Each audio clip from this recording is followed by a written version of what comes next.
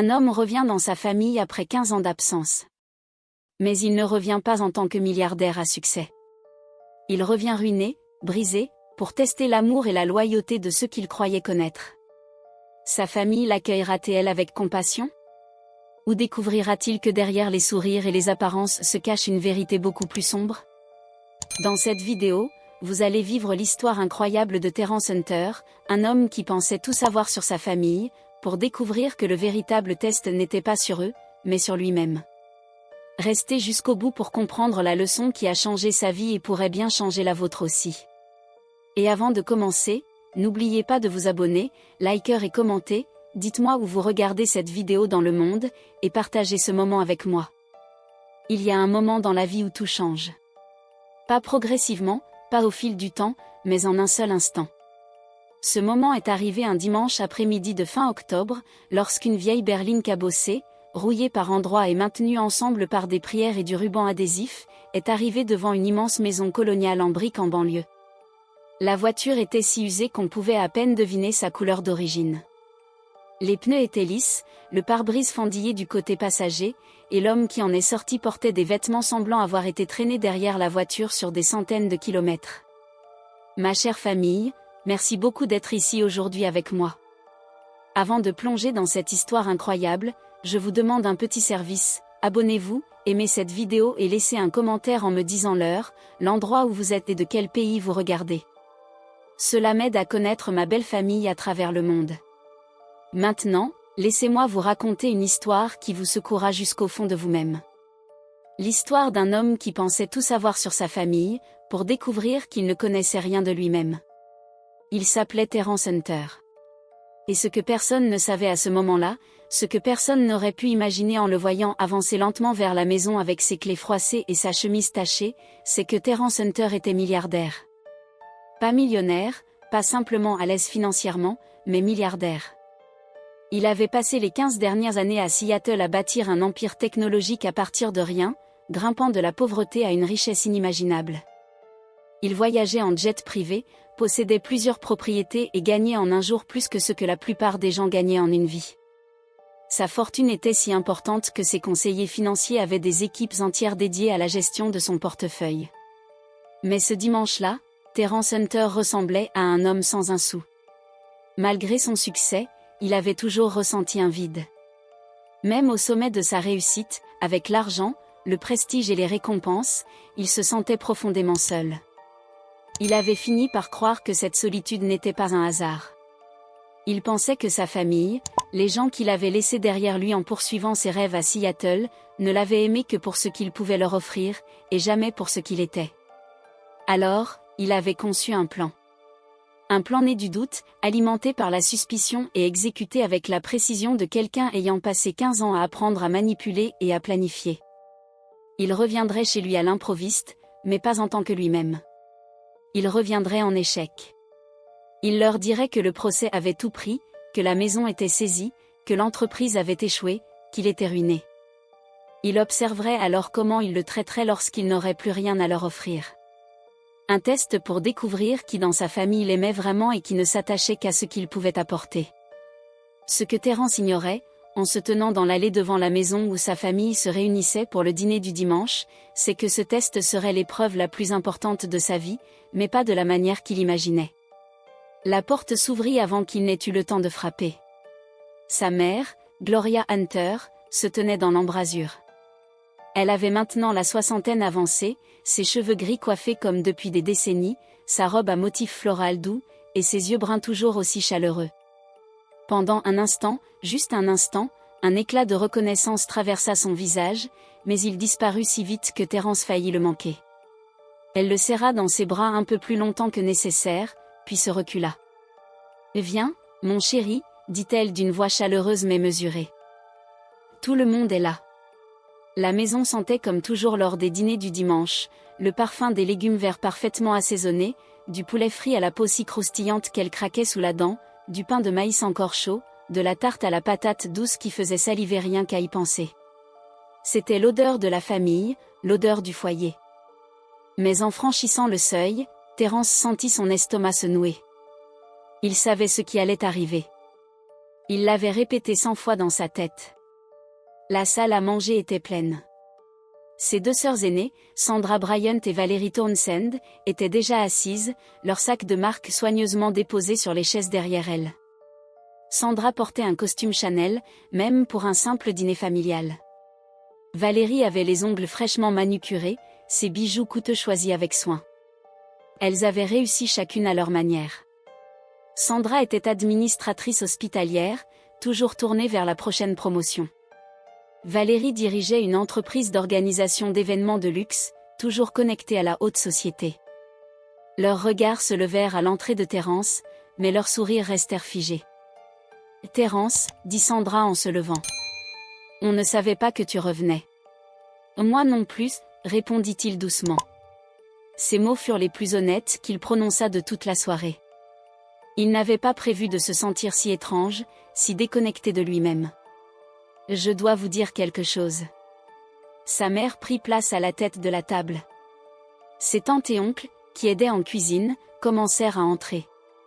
Son frère Grégory, qui venait d'arriver par la porte arrière avec de la terre encore sous les ongles du travail de jardinage qu'il avait fait toute la journée, s'arrêta en voyant Terence. Contrairement aux autres, il ne se figea pas. Il sourit largement, sincèrement heureux de voir son frère cadet. « Terence » lança Grégory en avançant pour l'embrasser. Puis il recula, observant le visage de Terence. « Qu'est-ce qui se passe ?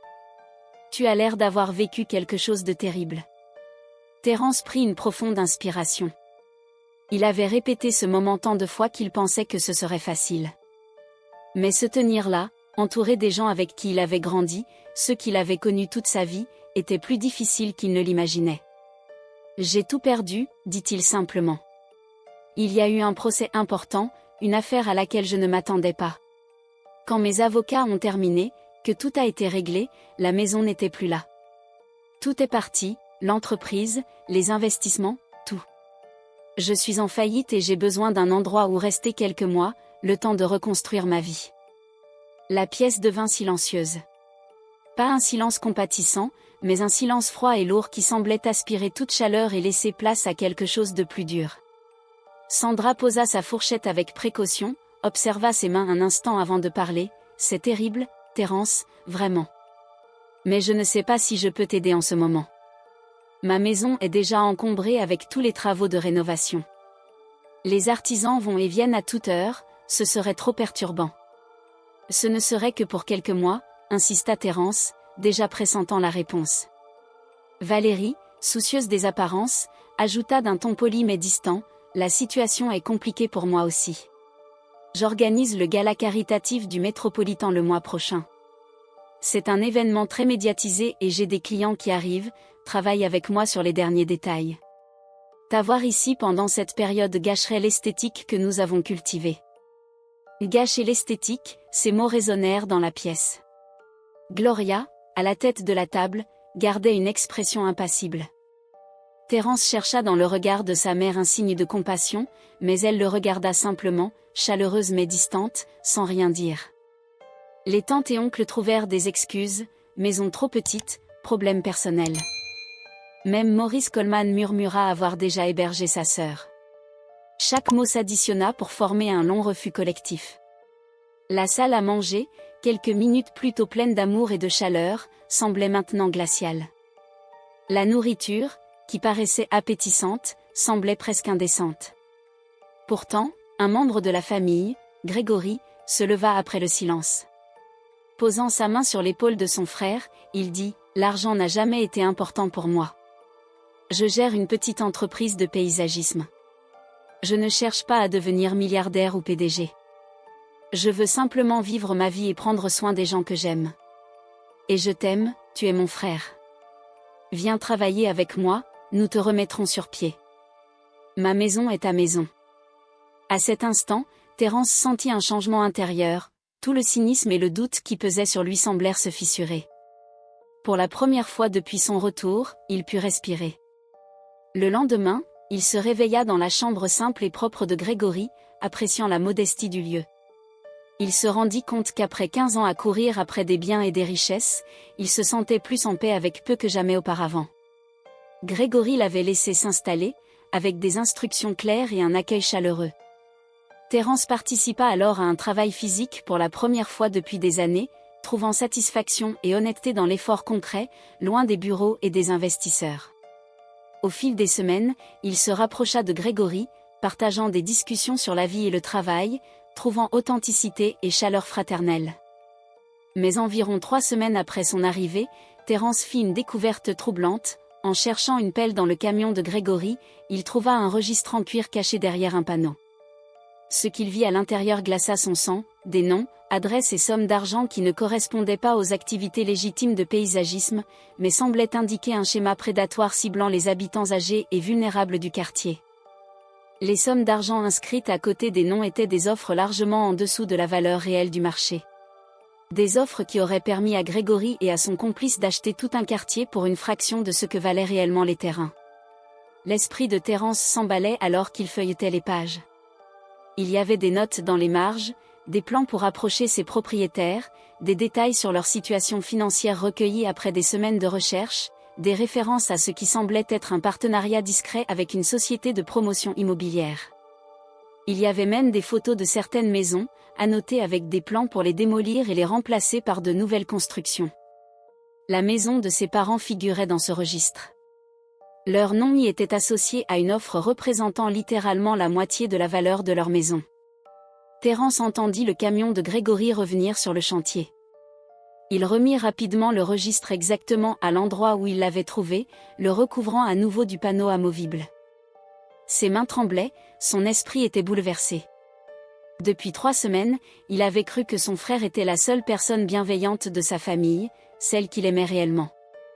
Et maintenant, il réalisait que la gentillesse de Grégory n'avait jamais été motivée par l'amour. Tout était stratégique. Tout était un moyen d'accès. Grégory avait pensé qu'en accueillant son frère soi-disant en faillite, il gagnerait la confiance d'une personne qu'il considérait techniquement compétente, quelqu'un dont les secrets pourraient servir à un projet immobilier prédatoire. Ce soir-là, lorsque Grégory vint le chercher, Terence avait l'impression de regarder un inconnu. Grégory parlait comme d'habitude, racontant l'histoire de la fille du café, le travail prévu la semaine suivante, et s'il devait prendre un repas sur le chemin du retour. Terence répondait de manière appropriée, mais son esprit était ailleurs. Il pensait à ses parents, à la façon dont ils allaient perdre leur maison à cause d'un stratagème orchestré par son propre frère. Il pensait à toutes les autres personnes figurant dans ce registre, à toutes les familles qui seraient déplacées par la cupidité de Grégory. Cette nuit-là, Terence s'allongea dans la chambre d'amis et prit une décision. Il allait mettre fin à tout cela. Il allait révéler sa véritable identité, montrer son compte bancaire à sa famille et leur faire voir l'ampleur de leur avidité. Mais il n'allait rien leur donner. Il n'allait pas écrire de chèque, sauver la maison de ses parents ou aider qui que ce soit. Il leur laisserait la vérité. Et cette vérité serait bien plus précieuse que l'argent. La vérité les obligerait à se confronter à eux-mêmes. Elle leur montrerait exactement le genre de personnes qu'ils étaient devenus. Le lendemain, il appela sa mère et lui demanda d'organiser une réunion familiale dans un dîner local pour le dimanche soir suivant. Elle sembla surprise, mais ne posa pas beaucoup de questions. Gloria Hunter n'était pas du genre à poser beaucoup de questions. Elle se contenta de dire qu'elle informerait tout le monde et qu'ils se retrouveraient à 19h. La semaine sembla interminable. Terence continuait d'accompagner Grégory au travail, maintenant le mensonge, faisant semblant que tout était normal, mais son esprit était déjà ailleurs. Il réfléchissait à ce qu'il allait dire, à la manière de révéler la véritable nature de sa famille, à la façon de s'éloigner de tous pour de bon. Il était rentré chez lui en quête de vérité, en quête de preuves que sa famille l'aimait. Au lieu de cela, il avait trouvé une tromperie si profonde qu'elle avait infecté chaque aspect de leur vie. Ses sœurs aimaient l'argent et le statut. Son frère ne pensait qu'à lui-même et à ses stratagèmes. Ils avaient montré leur vrai visage par leur silence et leur rejet. Le dimanche soir, Terence se sentit comme un homme en route pour son exécution. Il portait des vêtements achetés en liquide, parfaitement ajustés pour la première fois depuis des semaines. Il se rendit au dîner dans une voiture de location, une berline standard ni impressionnante ni pitoyable. Il s'assit dans une cabine et attendit l'arrivée de sa famille. Ils arrivèrent lentement, un à un. Sandra dans sa tenue de créatrice, Valérie avec ses cheveux parfaitement coiffés, Grégory semblant confus, et divers oncles, tantes et cousins remplirent la cabine et les sièges autour. Sa mère fut la dernière à arriver. Elle s'assit en face de lui, le regardant avec une expression qu'il ne savait pas interpréter. « Eh bien, » dit Sandra, brisant le silence, « tu voulais nous dire quelque chose ?» Terence ouvrit la bouche pour parler. Il avait répété ce moment des milliers de fois. Il était prêt à révéler les relevés bancaires, le portefeuille d'investissement, les biens immobiliers. Il était prêt à leur montrer qu'ils avaient échoué son test, qu'ils étaient exactement ce qu'il avait suspecté.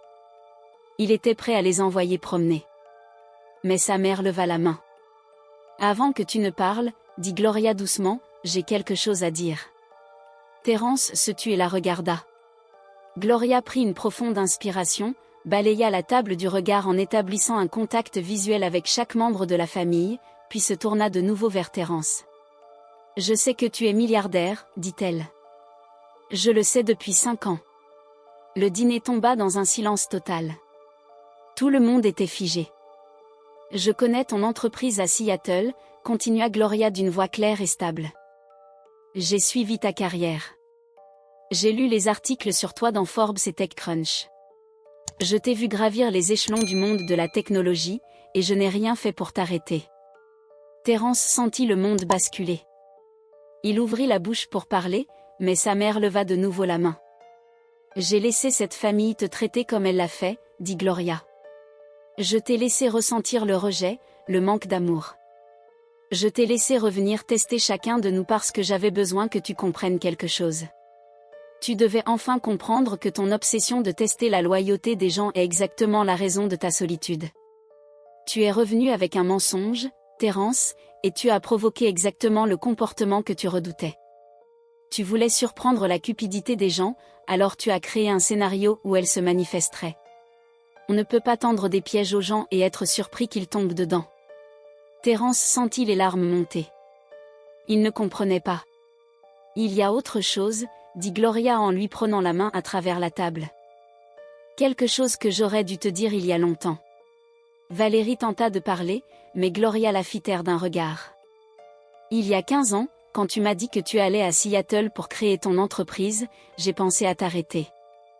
Je voulais te dire que c'était trop risqué, que tu devrais rester ici où c'était sûr. Mais je ne l'ai pas fait. À la place, j'ai investi l'argent de l'assurance vie de ton père, qu'il avait laissé 5 ans avant, dans ta première start-up via un groupe d'investisseurs anonymes. J'ai cru en toi avant même que tu crois en toi-même. Tu pensais être un self-made man, que tu avais tout construit de rien. Mais j'avais déjà tout sacrifié pour toi. » Terence sentit son récit de vie s'effondrer. « Tu es revenu pour juger une famille que tu pensais avide, » continua Gloria, « mais tu étais le véritable avide. Tu étais tellement concentré sur ce que les autres pouvaient faire pour toi que tu n'as jamais pris le temps de reconnaître les sacrifices déjà faits pour toi.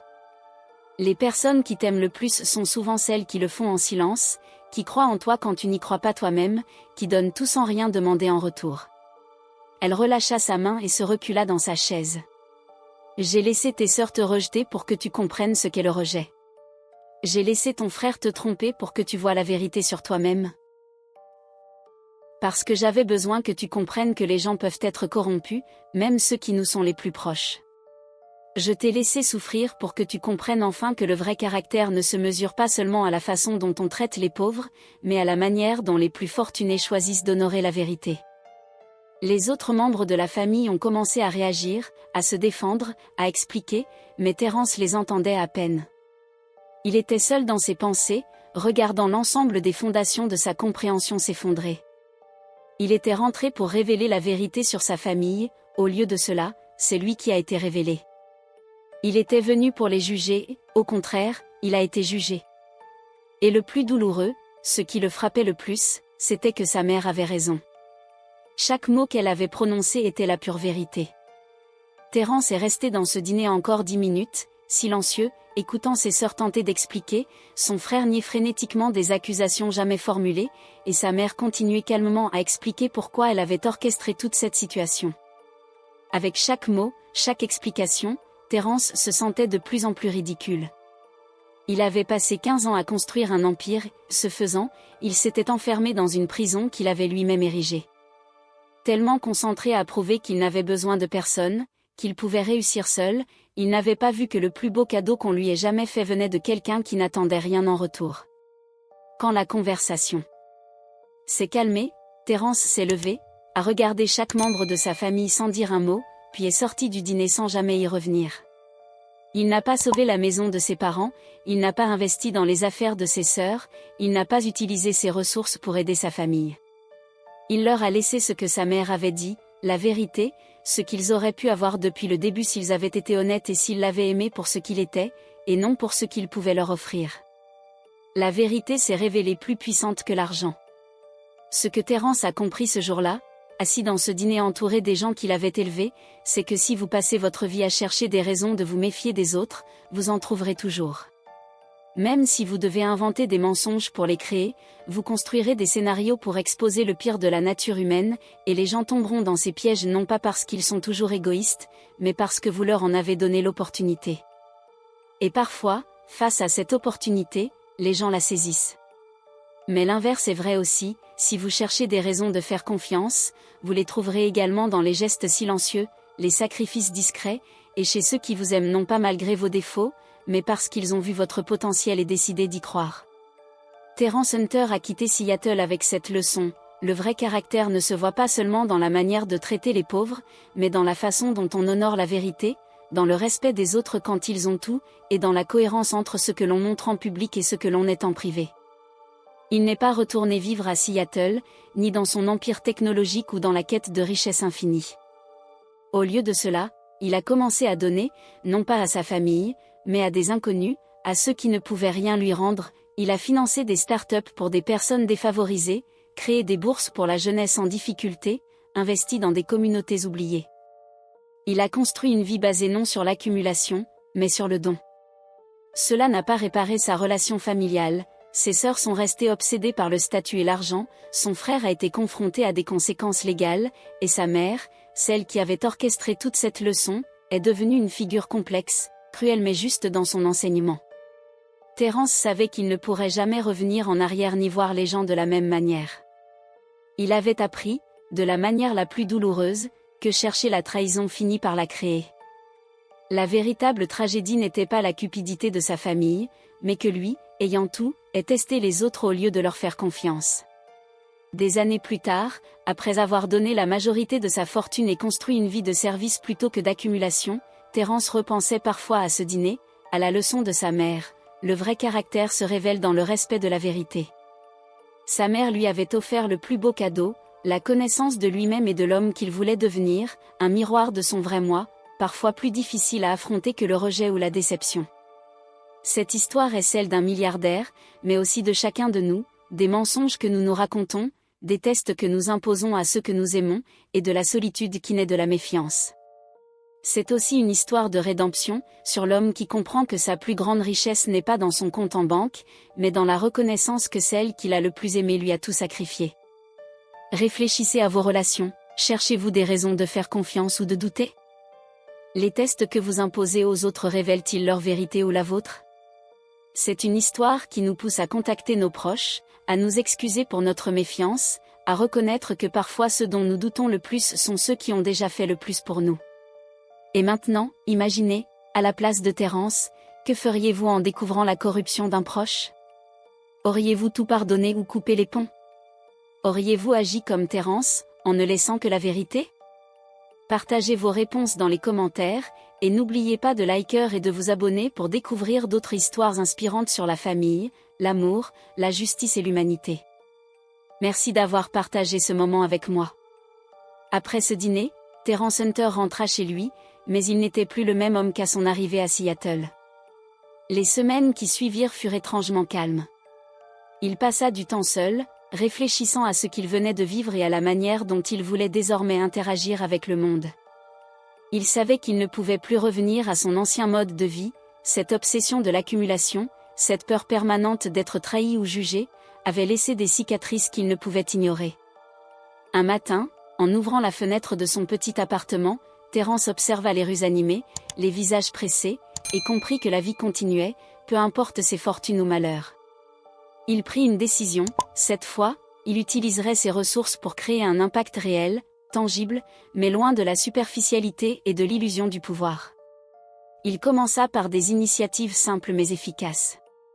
Il investit dans une petite start-up qui formait des jeunes défavorisés à des compétences techniques, offrant des bourses et des mentors pour les guider. Il finança un programme d'aide pour des familles en difficulté, garantissant que personne ne perde sa maison à cause de la cupidité d'autrui. Chaque geste qu'il faisait lui apportait un sentiment de satisfaction qu'aucune acquisition matérielle n'avait jamais pu égaler. Un jour, alors qu'il visitait une école financée par ses dons, un jeune garçon s'approcha de lui timidement. « Merci de nous aider, monsieur. Vous rendez nos vies meilleures. » Terence sourit, les yeux embués de larmes silencieuses. Il se rendit compte qu'il n'avait jamais ressenti une telle gratitude, une telle authenticité. Ici, il n'était pas testé, trahi ou jugé. Ici, il voyait l'impact direct de son action, et cela lui suffisait. Mais malgré cette nouvelle vie, un souvenir le hantait toujours, celui de Grégory et du registre. Terence savait que l'affront familial n'était pas terminé. Il décida de le confronter une dernière fois, non pas pour se venger, mais pour mettre fin à l'illusion et établir ses propres limites. Il invita Grégory à une rencontre privée. Grégory arriva avec son sourire habituel, mais Terence ne répondit pas à la familiarité. « Je sais tout, dit-il calmement. J'ai trouvé ton registre. Je sais ce que tu as fait. » Grégory pâlit légèrement, tentant de sourire nerveusement. « Terence, je... » « Non, l'interrompit Terence, je n'ai pas besoin d'excuses. Je veux que tu comprennes ceci, je ne fais plus partie de ton monde de manipulation et de cupidité. Tu peux continuer à agir comme tu veux, mais je ne serai jamais complice. La vérité seule suffira à te définir. » Grégory resta silencieux, déconcerté par la sérénité et la fermeté de son frère. Terence se leva, le fixa une dernière fois et sortit, laissant derrière lui le passé, la colère et la trahison. Il ne se retourna pas. Dans les mois suivants, Terence continua à bâtir sa nouvelle vie. Il voyagea dans des communautés oubliées, rencontra des personnes qui avaient perdu tout espoir et investi dans leur potentiel. Chaque rencontre, chaque sourire, chaque succès était une pierre posée sur le chemin de sa véritable rédemption. Il ne cherchait plus l'approbation de sa famille, ni la reconnaissance publique. Ce qu'il voulait, c'était vivre selon ses valeurs et inspirer d'autres à faire de même. Puis, un soir, alors qu'il méditait sur sa terrasse en regardant le coucher du soleil, un message apparut sur son téléphone. C'était un simple mot de sa mère, « Fière de toi ». Terence sourit. Pour la première fois depuis des années, il sentit que le poids du jugement, de la suspicion et de la solitude s'était dissipé. Il avait appris la leçon la plus importante de sa vie. La véritable richesse ne se mesure pas en argent, mais en authenticité, en action, et dans la capacité à transformer sa douleur en quelque chose de beau pour le monde. Et ainsi, le milliardaire qui avait tout perdu pour tester l'amour de sa famille trouva enfin ce qu'il avait toujours cherché, la paix, la clarté et un but plus grand que lui-même.